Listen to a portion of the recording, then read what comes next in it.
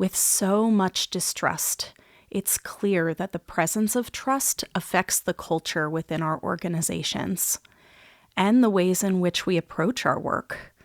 But today, we hope to explore why trust is so important, how to foster it more deeply, and how to work toward repair when trust has been breached so that we can invest in healthy organizations and workplace relationships.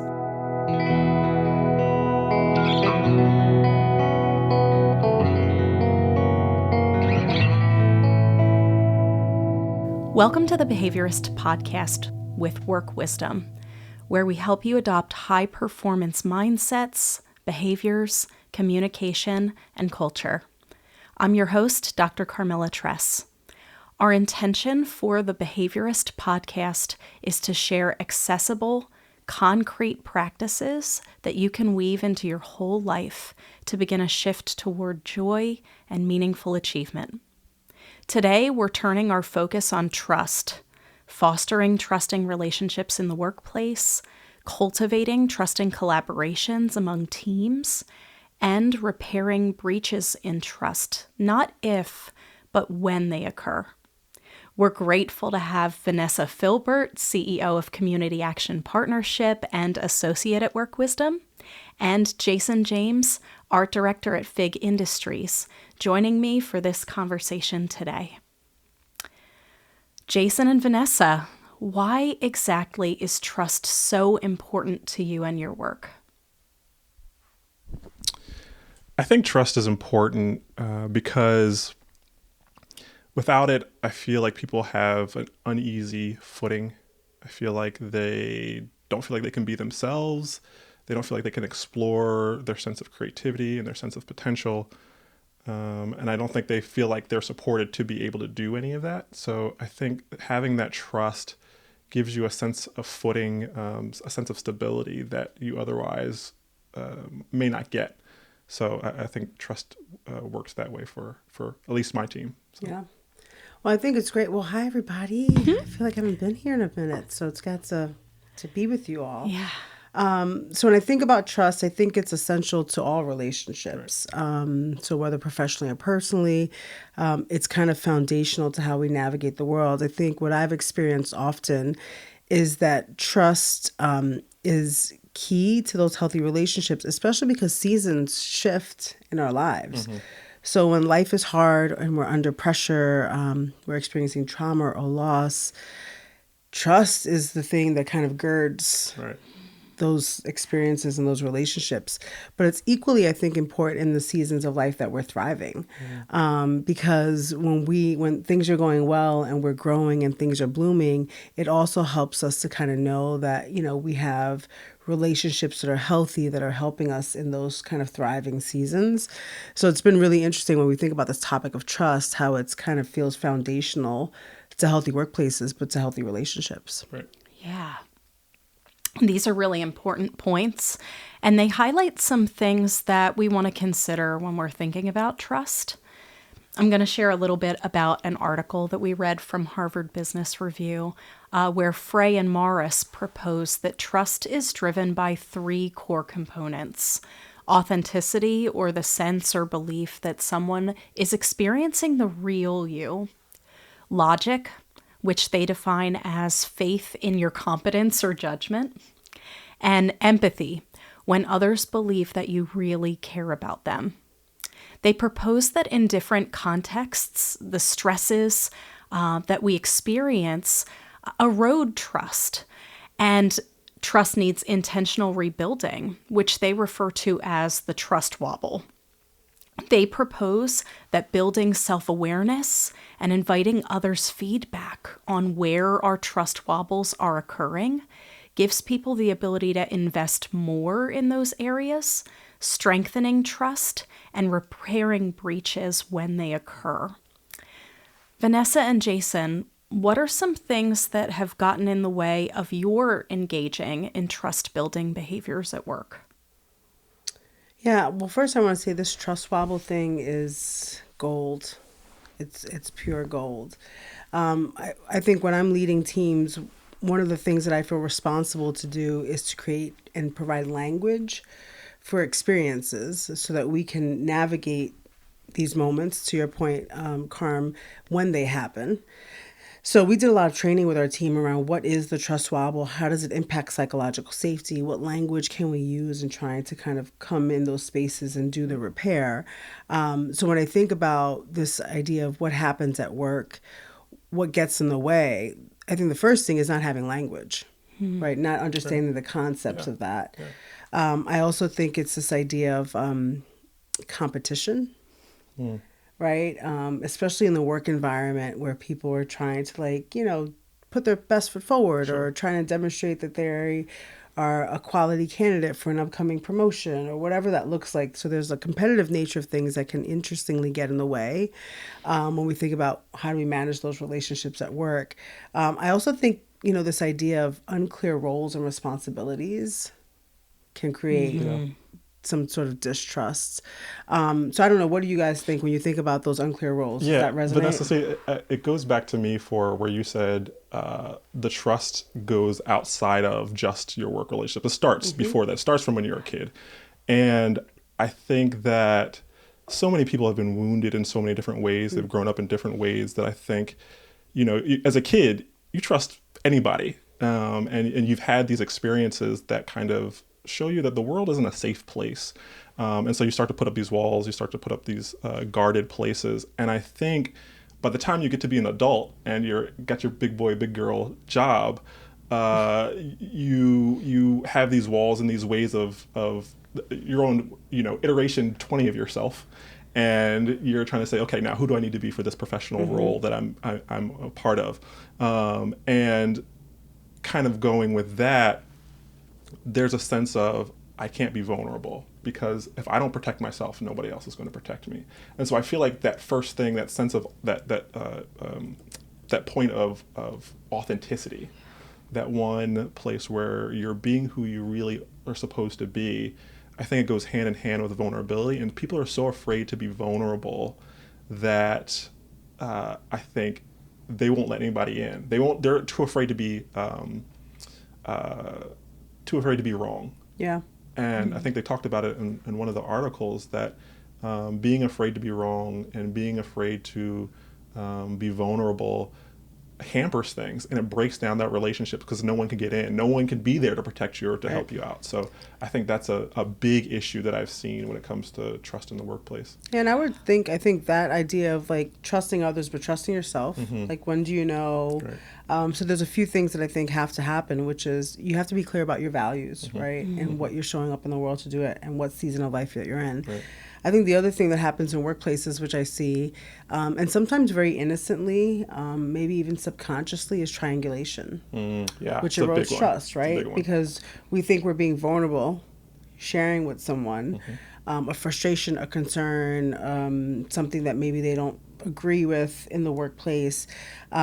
And it starts off with this idea of like, I'm trying to express myself in a safe way, but can easily become triangulation. And how do we create the space in which we can call that before it erodes the trust of the person that maybe you're talking about? Or the thing that you're frustrated with, versus like exercising that with the person who's actually involved. I think that sense of vulnerability must come with a sense of courage as well, because you got to go to the person, or you have to go to the situation and face it and be able to own up. I think the thing that I see a lot in terms of my career history is the fear to own up to the places where I am not the best.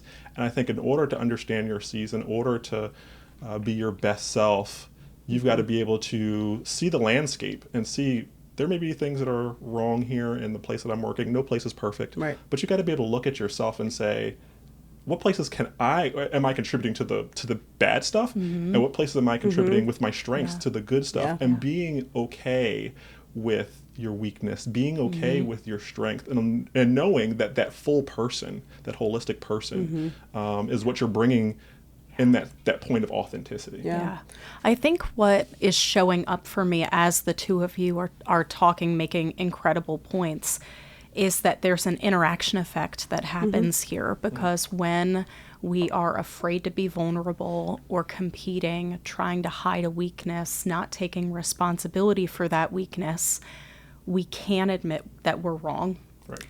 Or we're afraid that, it's going to be weaponized when we acknowledge we're wrong, or the context won't be psychologically safe enough to hold and repair when we're wrong.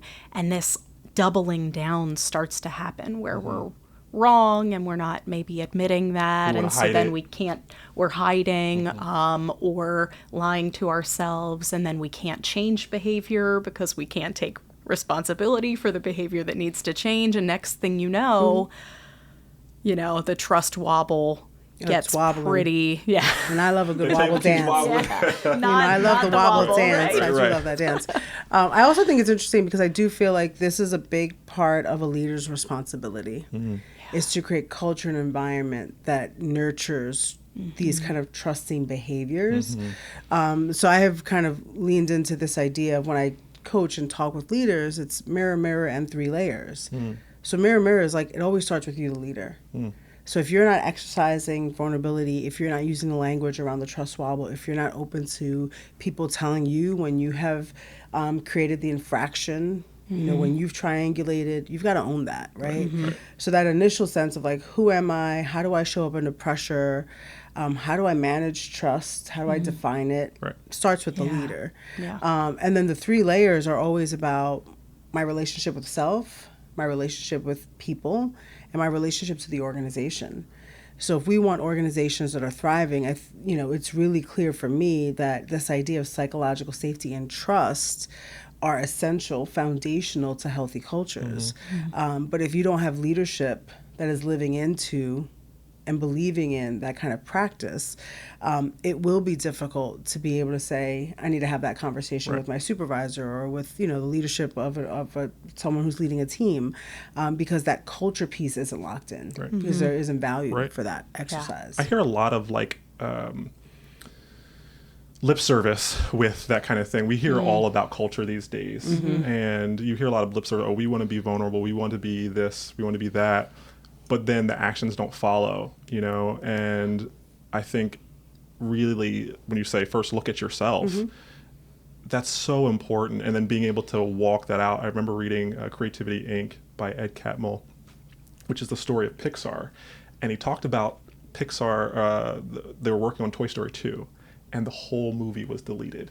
Like all of the artwork, all of the animation, everything was deleted by one of the team members, and they were scrambling. It was just about to come out. They were just about to release it, and thankfully, a woman who was on maternity leave had downloaded the whole thing onto a hard drive and had the whole thing.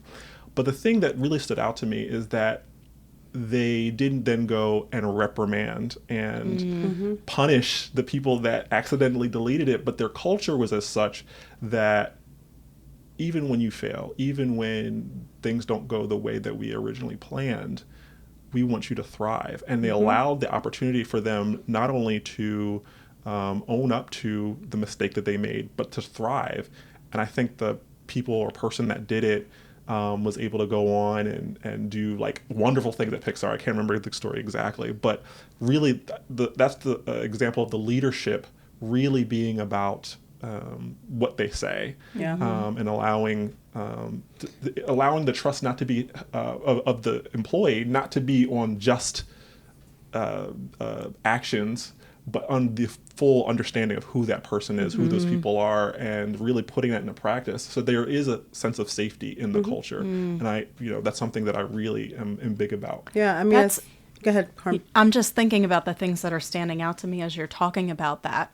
Not only courage, which you mentioned a few minutes ago, the leadership looking at this pretty terrible breach in trust that would have cost them a lot, and not just figuring out solutions, but moving towards non-punishment, has courage, but I think also has hope. And this point you just made, Jason, about seeing the entire person, not just seeing the breach, knowing what they stand for, knowing, more than just this really, really big deal. Because That's a big deal. It sounds like they were Right. not minimizing that No, was a they really were big not. deal They did not. either. Yeah. But that balance and accountability where they could say, this is a really big deal. Let's look at how to make sure this never happens again. Right. And also, we know you. We have hope for you. We have a vision for you. And we can stay in that because of all this other context of trust and safety that's been here. Right. A big part of leadership, I believe, is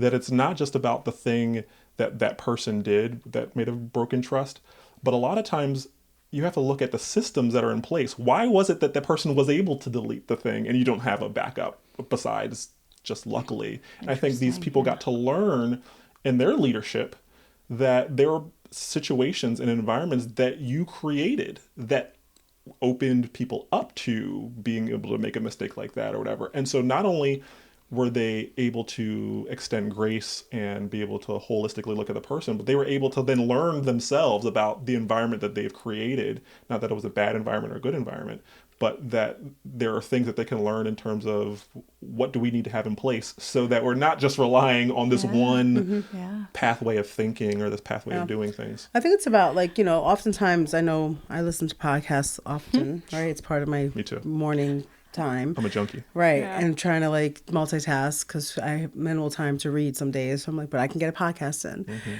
But I think what's essential is when we think about theories like this, where we're talking about what it means to have trust and what's a trust wobble, and they sound maybe heady.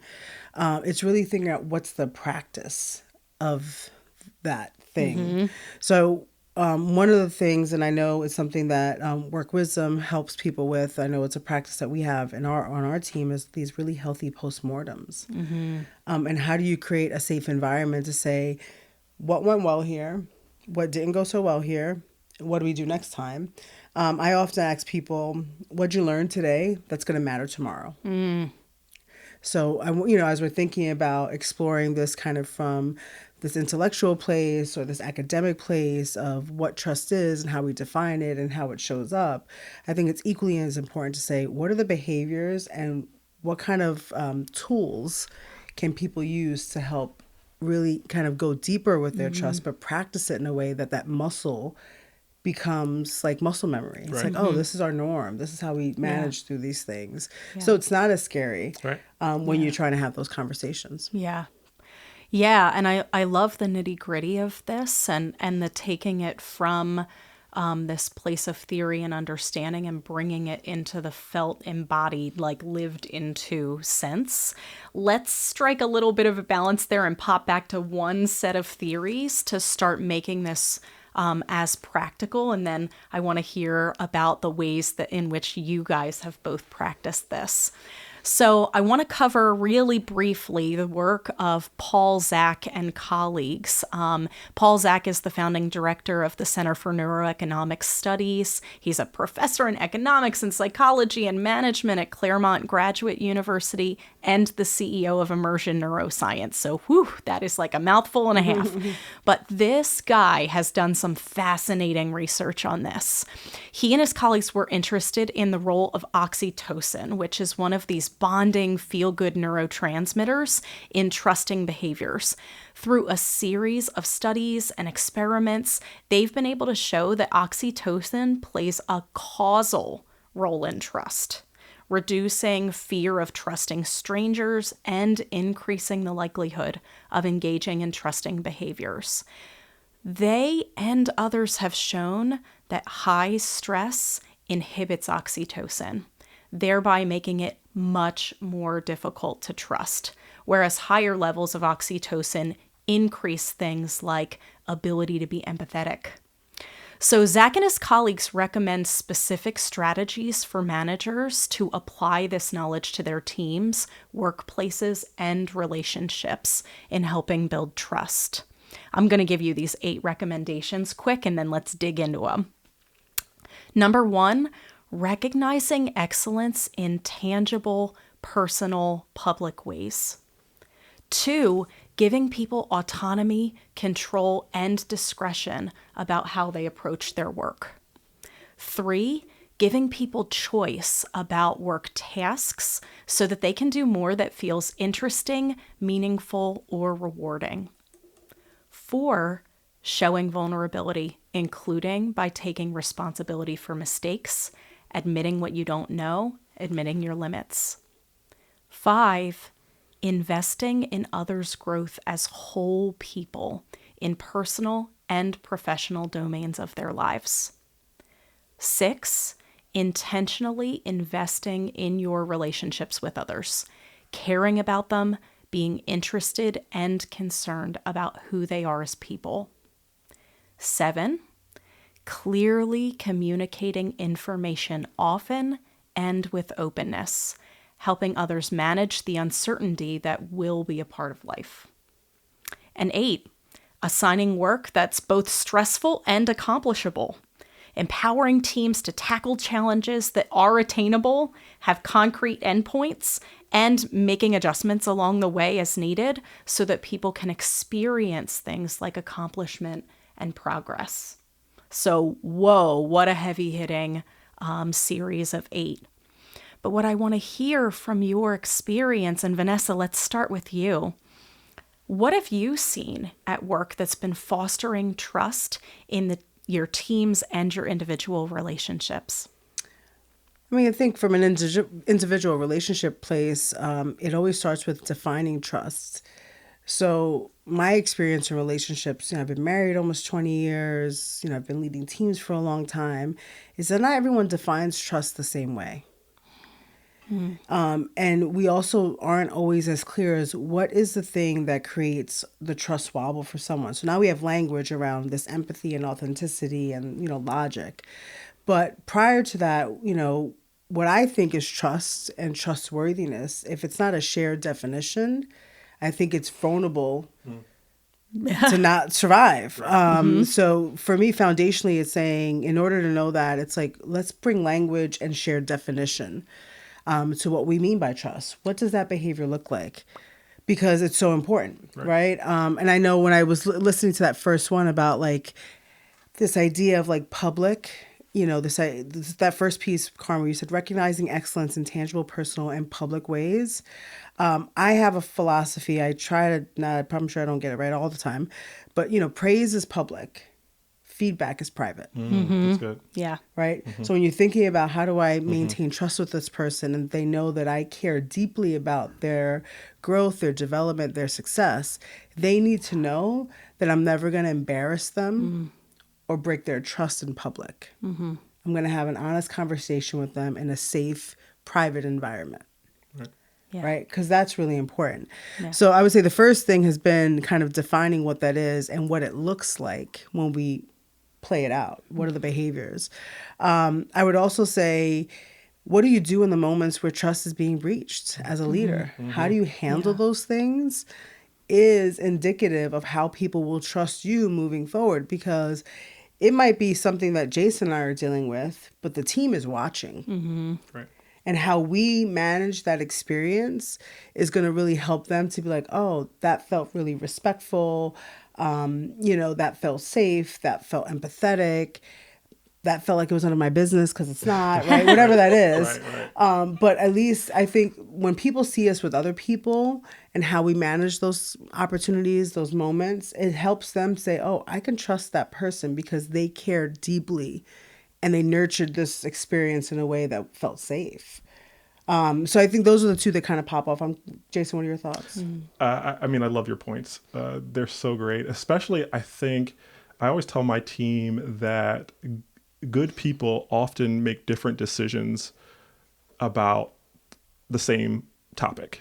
And a lot of the times, because we want to kind of rely on our own instant biases, we think that person automatically is bad now because they didn't make the decision that I was going to make about that thing. Right. So you start to have all these narratives that show up, and it quickly poisons the water.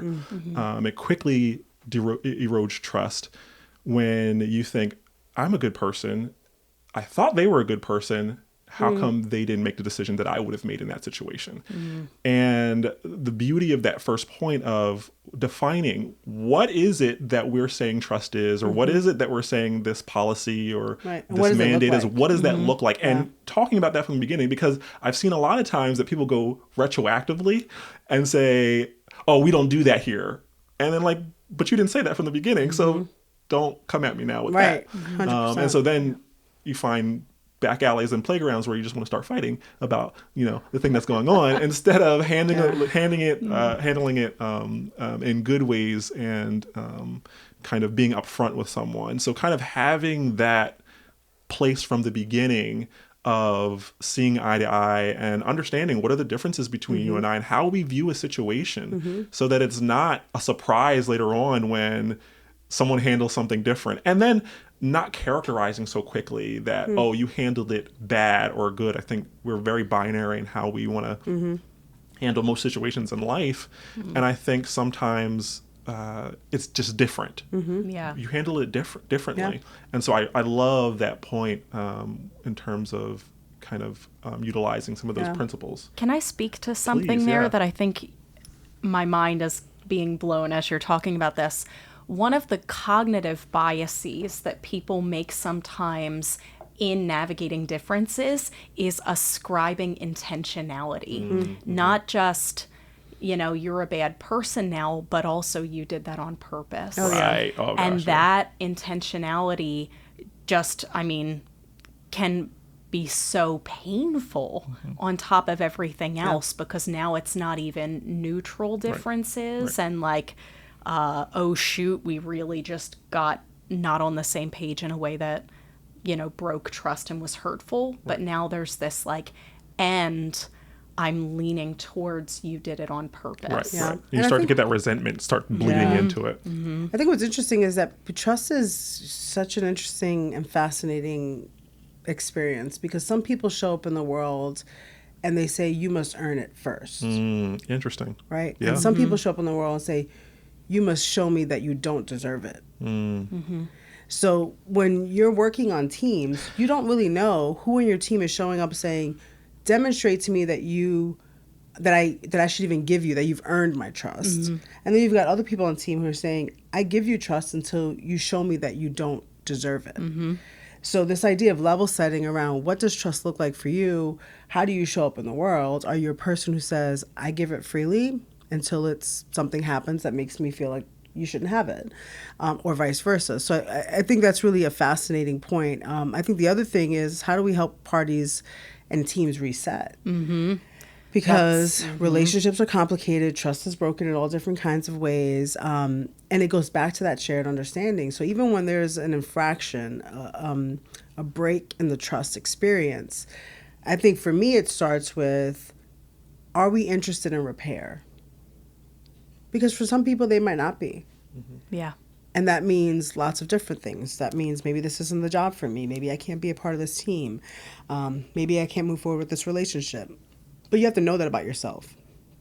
And if you have clarity that you are interested in repair, then it's about saying, okay, how do we level set? Where do we start from? And what is this new, clear definition of trust? And what are the behaviors that tell me without words that we're operating from the same shared definition? So I think that's going to be really interesting as we think about how to give people some, encouragement about, I'm on a team, there's been a kind of breach in trust and it feels overwhelming, especially for leaders who are conflict avoidant. Breaches in trust for a leader who's conflict avoidant and is like, sign me up somewhere else. I'm transferring, right? Because it feels like the snowball effect of it all. But I think there is a healthy way to say, how do we define it? What does it look like on this team? And how do we celebrate when we're getting it right to help reset the norm there? Yeah, and I love kind of the idea of putting into practice a robust learning of the other, or learning of your colleagues. And I think kind of building that into your trust practice. My team right now, team of designers, shout out Will, Kaylee, and Emily. They are excellent designers, but they gel so well. And they start off with even silly ideas. They're laughing and they're joking with each other. They're finding commonality, and they remember things about each other. So they're building this sense of robustness between each other that I marvel at. I come up and I'm wiping tears from my eyes because of how much they enjoy being around each other. And I think that having that foundation, that basis, that respect for one another, I think they all respect each other's design capabilities. And so having that and then understanding what makes them tick. And understanding that it's not just about the work that they're doing. I think so much of the time we get focused on the tasks, the things that we're trying to achieve, the goals that we have, but we don't realize how outside world bleeds into the work that you're doing in your organization. And when you get to know someone, you know that when that person didn't have their lunch, they get cranky. You know that about them. And so you can do something sweet like bringing them a snack when you know they're busy. And that outside knowledge of who a person is, again, we're talking about that holistic sense of personhood. When you can think in that kind of format, which is a more complex thinking, it's not just about what am I doing at this very moment, Right. but thinking about the other people that are around you. When you do that, I think you build this foundation from which you build this kind of fertile ground from which trust can grow in a robust kind of way, so that when there are those infractions, when there is that breaking of it, then you don't quickly go to, you did that on purpose. Oh, I think that's know? 100% accurate, Yeah. though. Right. Yeah. I think when I know that someone cares deeply about me, Right. I'm not jumping to Right. a negative intention. I think there are three key things for me in leadership. It's curiosity, right? So be curious about the people you're working with. Get to Exactly. know them. It's the days of old to believe that like who you are at work is not who you are at home, and those people are separate. That's 2020 showed bogus, us that. right? That's bogus, 2020 right? shows that. And be compassionate, because compassion goes a long way with people. And I really think be courageous to like help create these different norms. But what I think is fascinating about your point is like people pay attention to how they're cared for, and it matters. And that thing. So I've had instances in my own professional career where I've had really difficult conversations with staff, or dealing with an issue of trust or a wobble where, I really needed you to show up and do this thing and this didn't happen. And now I have a wobble because I can't trust your logic, because, the way you went about this project did not make any sense, and there were gaps, and it impacted the organization or the team. So using that language, what I think has been really so important is to say, how can I say those difficult things and deal with mistrust, but still transmit, but I still care about you. I still want you to win. I want you to excel. I want this thing that's really hard to be a lesson to you so that you can be better for the future. And that is let's build off of that. So how have you then gone on to build trust, either professionally or personally, when either you've experienced and now you're coaching somebody else into rebuilding trust with you, when you've contributed to a breach in trust? Like, what helped you trust again when another person broke your trust? Or what helped you call a team member into cultivating repair? Yeah, I think I've been blessed to be in a lot of different jobs and view a lot of different types of leadership. And I've always kind of taken into notice and kind of try to adopt myself is that sense of humility and being able to reckon with the sense of humiliation of your own failure, reckon with that. And when you can do that, this changes your leadership from, oh, I'm just going to tell you what to do, to I can understand how you feel. And I can make decisions based on I've been in that same kind of place. And I think so often, even leaders, they want to cover up their weak places. And teams, they have like BS trackers. They understand when you're not who you say you are. And so then they want to kind of revolt. But if you can go through situations with grace and own up to who you are and to the things that you do well and the things that you don't do well, I think people can kind of identify with that, and sharing, not just going through that and then kind of keeping it to yourself, but being able to share. I think one of the pieces in the article talked about sharing your learning and sharing your knowledge, not keeping it to yourself, not being the guru that, you know, keeps it all to themselves, but sharing that with others so that you can replicate the culture that you want it to be. You want to plant seeds. You don't want to be a library where people have to come to you and get it. You want to be able to plant seeds and give that to whoever is in need. And one of the things that kind of really impacted me, I told you I'm a podcast junkie as well. One of my favorite guys, shout out to Ira Glass from This American Life. I was in a dark time of roadblock and creative block, and didn't think that I had the stuff to do the stuff. And he had this whole video talking about how he took the longest that that anyone he knows to get to where he is in terms of radio and podcasting and things like that. But he talked about pushing in, creating more work, and being okay with having this gap between where you think that you should be and where you are right now. And that just kind of blessed me so much. And I mean, I was almost at tears listening to this little clip that he did. You can find it on YouTube about the talent and the taste gap. And that thing impacted me so much that I've shared it with anyone who is experiencing a gap in knowledge, or they feeling like they were experiencing a roadblock. And I think that goes back to that sense of the block of what is it? Oxytocin. Oxytocin. I think that creative block goes back to that, and because you feel like I can't be who I really thought I was supposed to be.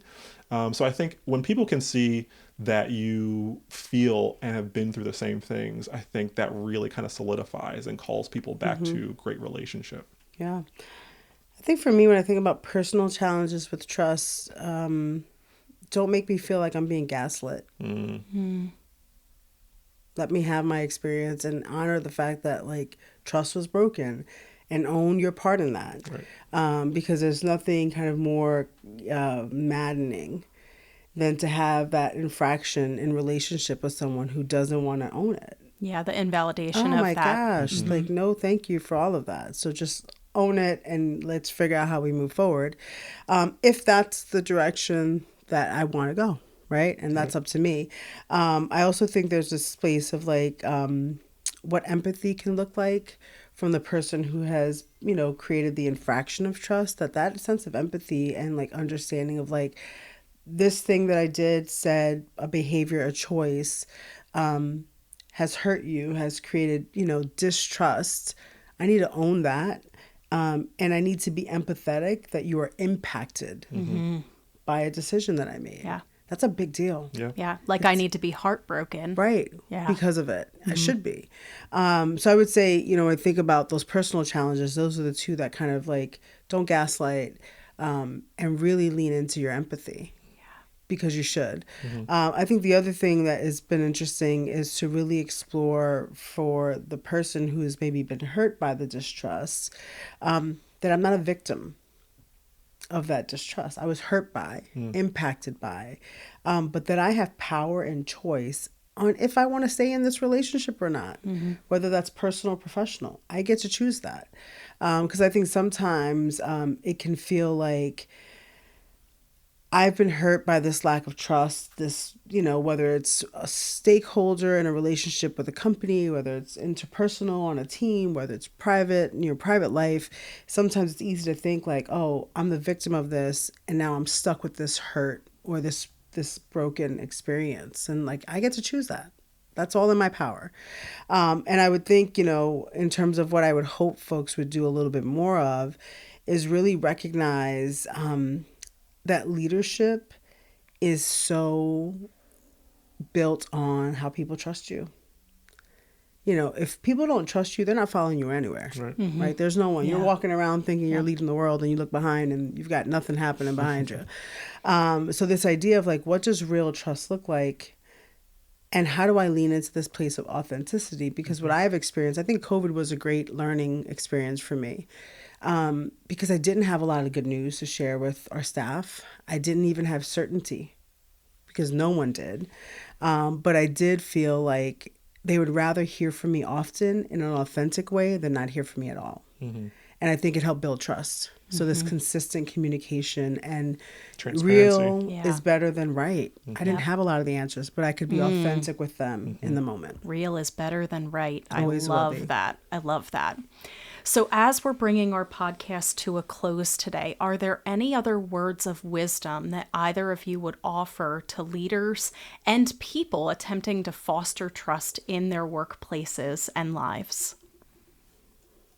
I think it really just relies on that authenticity piece. I think it really, that real, things are going to be hard, and trust is hard, but being open to paradox, needing to see black and white all the time, being able to say, there's this one thing that's seemingly contradictory to this other thing, but I can hold both in my mind. It's I think it's neuroplasticity, where you can Dialectic. Right, where you can hold these two things to both be true, and understanding the beauty in that. There's a beauty in things being paradoxical, and being able to both exist at the same time. And when you can kind of see that and allow your mind to be molded by that, I think you're going to set yourself up for seeing all kinds of colors of the spectrum that you weren't anticipating in the work that you're doing. And I think it'll kind of deepen your sense of gratification, deepen your sense of flow as you're creating and making whatever you're doing, and kind of how it impacts creatively your sense of leadership. So that's what I would say. Yeah. I think I would say lean into understanding you for the leader, what you want the culture of your organization and team to be, and create language for that. Train, do the professional development, make sure people have that shared definition and understanding of what they should experience when they're a part of this team, and how we handle it when it doesn't go exactly how we thought. I would say model that. So when you get it right, great. When you don't get it right, own that. And I think lastly, it's celebrate. Celebrate when it's going well. Celebrate those moments of like, this was tough, we worked through it, and really lean into that place of, joy, because relationships that are full of trust have capacity to do lots of good things. I love that. I love that. I'm so grateful to both of you for being a part of this movement of helping others in the workplace to enhance their individual and collective team performance. Thank you, listeners, for downloading The Behaviorist, and we hope you'll subscribe. Please reach out to us through the website, workwisdomllc.com, where you can enjoy Work Wisdom press and productions, ask questions, and suggestions of topics you'd like us to explore in future episodes. As is our custom, we will leave you with a quote. And I could not find a correct attribution to it, so we're leaving it without one, but here we go. Building trust is crucial for the survival of your friendships, romantic relationships, and workplace connections. Without trust, relationships fail because one or both parties feel insecure and let down. Cultivate trust by being open and transparent in the beginning, being dependable, consistent, and reliable, and taking responsibility when things don't work out quite in the way that you planned.